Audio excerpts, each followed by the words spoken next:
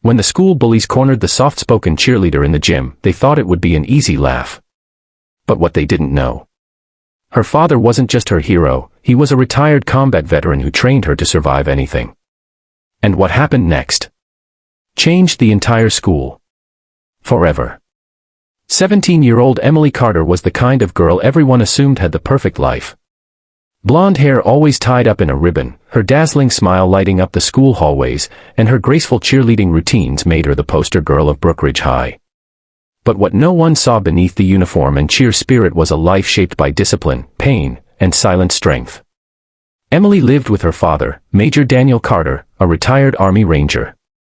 Her mother had passed away when she was just 8, and since then, her father had been her entire world. He raised her not only with love but also with the kind of strength and resilience that came from years in combat. She trained in mixed martial arts not for sport, but because her dad believed the world could turn cruel in seconds. And he wanted her to be ready. Despite her skills, Emily kept a low profile. She never boasted. She never showed off. Her cheerleading was her outlet, a way to express joy and connect with others. But that very joy made her a target. The bullies at Brookridge weren't your average mean kids. Zach, the football team's arrogant captain, and his sidekicks Brandon and Tyler, thrived on humiliation. They hated being outshined. And when Emily was selected to lead the state championship cheer squad instead of Zach's girlfriend, their egos couldn't take it. At first, it was minor, snide comments, stolen pom-poms, and cruel whispers. But it escalated.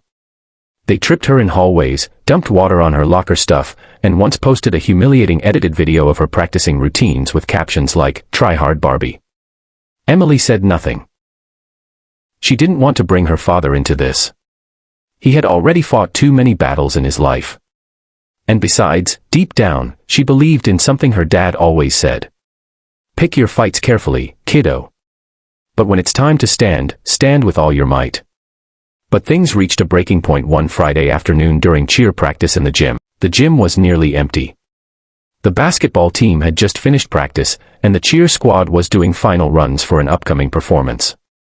Emily was alone in the corner, rehearsing quietly when the doors slammed shut behind her. She turned to find Zach, Brandon, and Tyler walking in with smug grins. "Hey cheer princess," Zach sneered, cracking his knuckles. "Heard you're the queen now. Thought we'd give you a coronation." Emily backed up slightly but didn't show fear. "What do you want?" Brandon grabbed one of her pom-poms and threw it across the gym. "Just having fun. You know, seeing if the pretty girl cries when her little world falls apart." They started closing in. Zach shoved her shoulder, lightly at first. But when she didn't react, he shoved harder. "What? Daddy not here to save you?" That was it. Emily stepped back and whispered, almost calmly, "He didn't teach me to wait for rescue." What happened next could only be described as controlled chaos. Tyler lunged first, big mistake. Emily ducked, swept his legs, and slammed him to the ground with a fluid move straight out of her dad's combat drills. Brandon tried grabbing her from behind, but she countered with a palm strike to his nose, causing him to stagger and fall back with a howl. Zach stared, frozen. What the hell? But Emily didn't let him recover. She stepped up to him, eyes blazing, not with anger, but clarity. "You think I got here by smiling and dancing? My father taught me to fight when life corners you. I just didn't think I'd have to do it in a gym." Zach threw a wild punch. Emily ducked, elbowed his ribs, and flipped him over her hip. He landed hard, groaning. The echo of bodies hitting the floor filled the gym. At that moment, the gym doors opened. Coach Dawson walked in, and saw the 3 football players on the floor and Emily standing, calm, collected, and breathing evenly. "Emily, what happened?" She glanced at them, then at the coach. "They came to tear me down. I stood my ground." The school went into chaos the next day.